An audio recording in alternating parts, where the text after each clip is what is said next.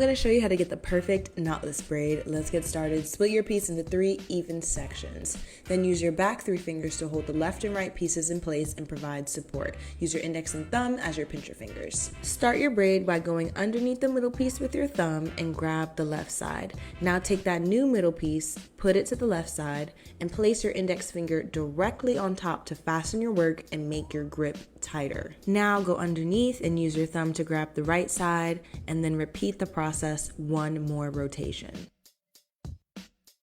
Time to add in the braiding hair. Loop the hair around your pincher fingers and insert it directly into your other pincher fingers that are holding your braid. Place the real hair on top of the braiding hair and use your index finger to fasten it in place. Continue braiding and only add in pieces on the right side. Add in 5 to 8 pieces, keeping in mind the more hair you add, the bigger your braid will be. Continue all the way down the length of the braid until you have no more braiding hair left. And now you're left with the perfect knotless braid. Follow Indie Bindi Braids for more braiding tips and tricks.